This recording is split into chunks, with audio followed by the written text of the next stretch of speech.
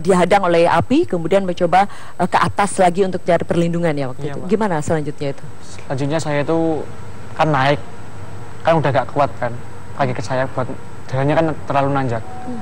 Kan posisi api udah memburu saya. Api ngejar terus itu ya? Iya. Cepet banget waktu itu? Cepet, kan ada angin kencang itu. Kamu jadi larinya kencang banget ya? Oke. Iya, terus saya kan udah gak kuat, ada jalan batu gitu loh, jalan padas. Terus saya ngumpet di situ sama teman saya. Batunya besar waktu itu? Kecil Bisa itu, sampai Mbak. bersembunyi? Kecil kan, saya kan bisa berlindung sambil tidur gitu. Sebesar apa? Semeja ini mungkin? Enggak, itu kan padas, bulan padas itu loh. Oke. Jadi batu-batu jajar-jajar Enggak, gitu ya? bukan padas itu.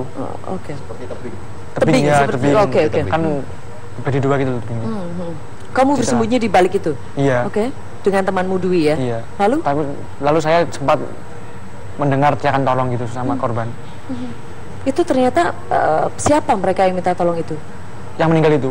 Yang 6 orang yang sebelumnya sempat kamu peringatkan bahwa ada api? Iya. Oke, ke-6-6-nya dari situ? Iya. Berapa jaraknya dari Dita bersembunyi? Jauh Mbak, kira-kira 3 meteran lah. Kalau nggak 4 meteran. Yang kamu pikirkan waktu itu ketika kamu bersembunyi di balik batu-batu itu, apa yang kamu pikirkan dengan kemudian mendengar suara orang minta tolong itu? Dan saya juga kena halangan dan posisi saat itu kan saya juga diserang api kan. Jadi mau nolong gimana kan nggak bisa. Nggak bisa. Iya. Oke. Jadi yang kamu perbuat hanya berlindung sembunyi aja. sama berdoa sama pasrah aja lah. Itu kan apinya kemudian kamu bilang tadi sampai api lewat dari batu itu baru kemudian kamu bisa pergi Keluar, kan ya? iya. Itu kan asapnya juga begitu pekat. Iya, saya kan waktu di jalan padas itu kan nggak bisa nafas Mbak. Jadi kan harus menahan gitu. Oh ya, jadi kamu nggak bisa nafas sama sekali ketika bersembunyi Iya, itu? sedikit-sedikit sambil nutupin hidung gitu agar bisa nafas. Berapa lama itu kamu mencoba bertahan? Sekitar 15 menitan Mbak.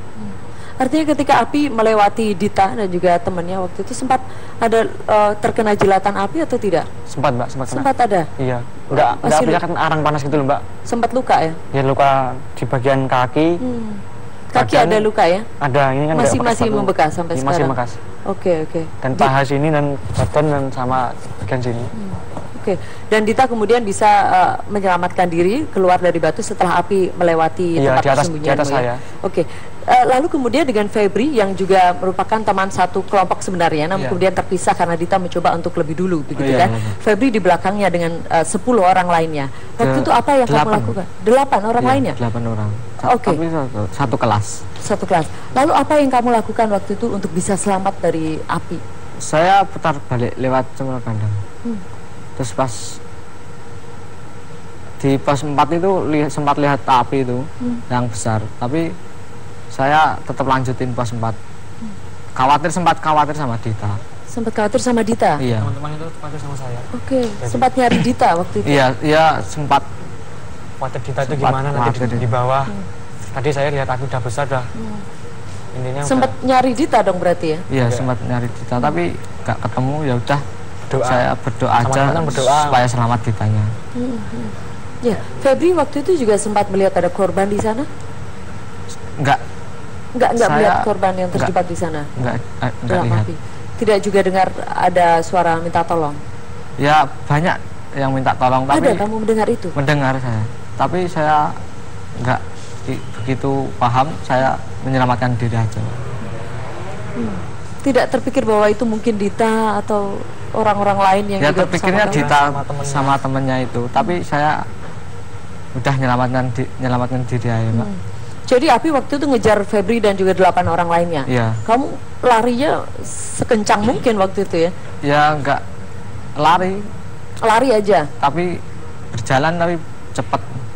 Jalan aja tapi Ya, cepat ya? Tapi jalannya nanjak. Selain terus. Febri ada lihat pendaki lain nggak waktu itu, rombongan yang lain juga? Ada Mbak. Apa yang mereka lakukan? Ya menyelamatkan sendiri-sendiri. Apa saja yang dilakukan waktu itu? Ya ada yang menyelamatkan itu orangnya sendiri-sendiri itu pansel tendanya itu dibuang di pinggir itu, orangnya naik sendiri. Jadi mencoba untuk lari ke atas lagi ya? Iya. Oke. Lalu kemudian bisa akhirnya ketemu Dita tuh bagaimana waktu itu, Febri? Saya ketemunya Dita itu di posko. Udah di bawah Cemoro Sewu itu. Depan Cemoro Sewu. Oh, sudah di bawah ya? Iya. Tapi ketika Febri dan juga teman-teman lari, apakah juga sempat ketemu tim SAR? Ada yang ketemu di tim SAR, tapi saya cerita itu masih di bawah korbannya. Tim SAR itu nggak berani ke bawah. Sempat papasan sama tim penolong itu? Iya sempat, tapi tim SAR itu nggak berani karena apinya udah besar. Oh, nggak berani ke atas? Iya. Oke, dan akhirnya turun dengan rombongan atau bagaimana? Turun dengan rombongan saya, yang 8 itu. Artinya Dita sama Febri waktu itu duluan Dita akhirnya bisa turun? Duluan Dita. Oke. Di sini juga ada Mas Brian yang juga dari Basarnas waktu itu juga ikut mengevakuasi langsung begitu, Mas. Mas katanya tidak berani naik tadi katanya Febri. Betul waktu itu? Memang begitu besarnya api atau bagaimana? Jadi demikian kronologisnya. Pada waktu itu teman-teman ini kan berangkatnya dari Cemoro Kandang. Iya. Nah sebenarnya dari Cemoro Kandang itu sendiri sudah diperingatkan bahwa nanti turunnya tetap ke Cemoro Kandang, jangan ke Cemoro Sewu, karena beberapa hari sebelumnya di situ sudah terjadi kebakaran.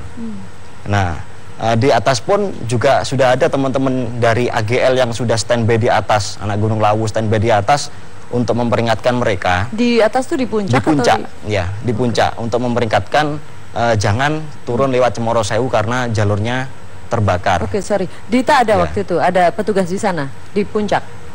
Gak kelihatan Mbak saya. Gak ada? Gak sempat kelihatan mungkin, gak sempat tahu mungkin. Gak sempat tahu ya gitu. Jadi gak sempat ada yang memberitahu kalau turunnya harus lewat Cemoro Kandang. Tidak ada. Tidak ada. Oke, baik. Ya.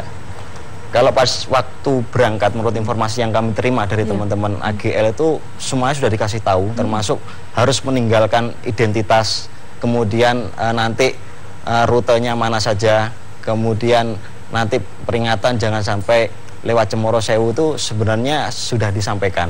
Mungkin ya kurang informasinya kurang sampai kepada teman-teman, mungkin beberapa orang saja yang di briefing, cuma informasi mungkin tidak sampai ke teman-teman ini.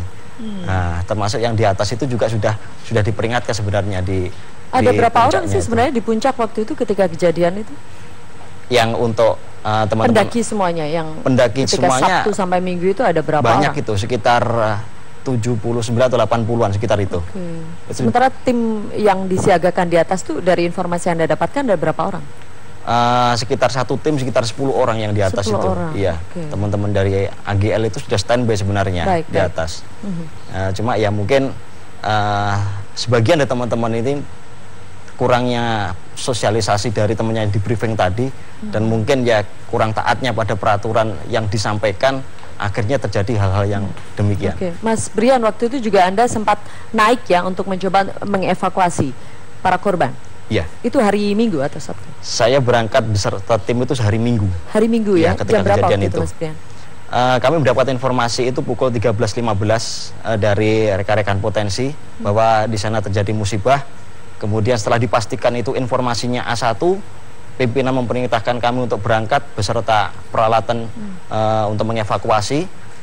Setelah sampai sana, kami memberikan posko termasuk pendataan teman-teman potensi SAR yang merupakan binaan dari Badan SAR Nasional, ya termasuk menghubungi teman-teman semua, ada AGL, ada Rimba Lawu, ada HNC, KRI dan sebagainya, untuk membantu proses sebelum kami sampai di sana.